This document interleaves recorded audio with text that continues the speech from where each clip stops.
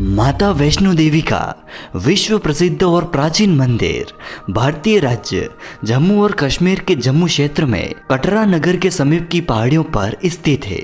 इन पहाड़ियों को त्रिकुटा पहाड़ी कहते हैं। यहीं पर लगभग 5200 फीट की ऊंचाई पर माता रानी का मंदिर स्थित है। इस बार नवरात्रि पर धर्म नगरी व माता के भवन को सजाने के लिए करीब 2 ट्रक फल और 40 ट्रक फूलों का इस्तेमाल किया गया है। वहीं यात्रा मार्ग पर LED स्क्रीन भी लगाई गई है, जिसके माध्यम से ऑनलाइन आरती के दर्शन सहित माता वैष्णो देवी के भजनों को सुनने और देखने का मौका मिलता है। आइए दोस्तों, अब हम आपको इस गुफा में स्थित माता वैष्णो देवी के वास्तविक दर्शन करवाते हैं। जी हाँ दोस्तों, वास्तविक दर्शन से मेरा मतलब है कि माता वैष्णो देवी की गुफा में जिन 3 पिंडियों के हम दर्शन करते हैं वह माता वैष्णो देवी की नहीं बल्कि माँ सरस्वती, माँ कालिका और माता लक्ष्मी है। आप हमारे साथ बने रहे। इस वीडियो में हम आपको माता वैष्णो देवी के वास्तविक दर्शन करवाएंगे, साथ ही इस मंदिर से जुड़ी और माता वैष्णो देवी के यहाँ पर विराजने तक की सारी घटनाओं के बारे में आपको बताएंगे। अगर आप भी माता वैष्णो देवी को मानते हैं तो आप हमारा यह वीडियो पूरा जरूर देखिएगा। चैनल को सब्सक्राइब कर नोटिफिकेशन बेल को जरूर दबाएं। नमस्कार दोस्तों, आप देख रहे हैं D2 फैक्ट यूट्यूब चैनल। जी हाँ दोस्तों, माता वैष्णो देवी की वास्तव में यहाँ पर कोई भी मूर्ति नहीं है। ऐसा माना जाता है कि इस गुफा में माता अदृश्य रूप में विराजमान है, जिसका परम भक्तों द्वारा अनुभव किया जाता है। यह भवन वह स्थान है जहाँ पर माता ने भैरवनाथ का वध किया था। प्राचीन गुफा के समक्ष भैरव का शरीर मौजूद है और माता ने जिस समय भैरव का वध किया था उस समय उसका सिर उड़कर 3 किलोमीटर की दूरी पर भैरव घाटी में चला गया था और शरीर यहीं पर रह गया। जिस स्थान पर सर गिरा उस स्थान पर भैरवनाथ का मंदिर है। कटरा से ही वैष्णो देवी के पैदल चढ़ाई शुरू हो जाती है, जो भवन तक करीब 13 किलोमीटर और भैरव मंदिर तक 14.5 किलोमीटर है। दोस्तों, इस मंदिर की पौराणिक कथा इस प्रकार है कि एक बार त्रिकुटा पहाड़ी पर एक सुंदर कन्या को देखकर भैरवनाथ उसे पकड़ने के लिए दौड़े। तब वह कन्या वायु रूप में बदलकर त्रिकुटा पर्वत की ओर उड़ चली। भैरवनाथ भी उनके पीछे पीछे भागे। माना जाता है कि तभी माँ की रक्षा के लिए वहां पर पवन पुत्र हनुमान पहुंच गए।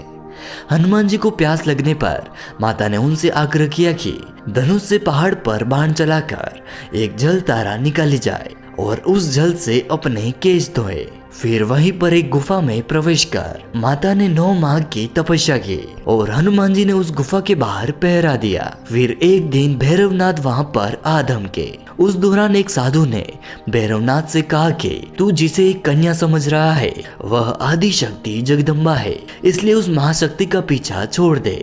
भैरवनाथ ने साधु की बात नहीं मानी। तब माता गुफा की दूसरी ओर से मार्ग बनाकर बाहर निकल गई। यह गुफा आज अर्धकुमारी या गर्भाजून के नाम से प्रसिद्ध है। अर्धकुमारी के पहले माता के चरण पादुका भी है।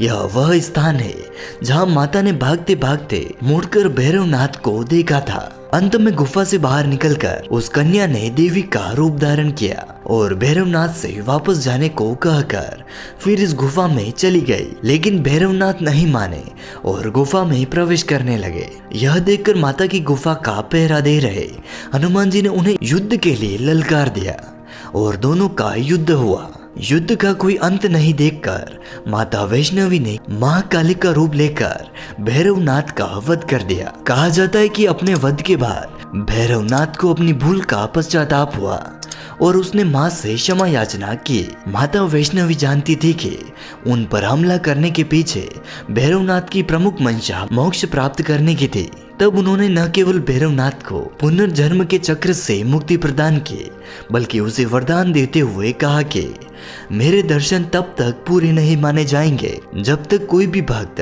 मेरे बाद तुम्हारे दर्शन नहीं करेगा।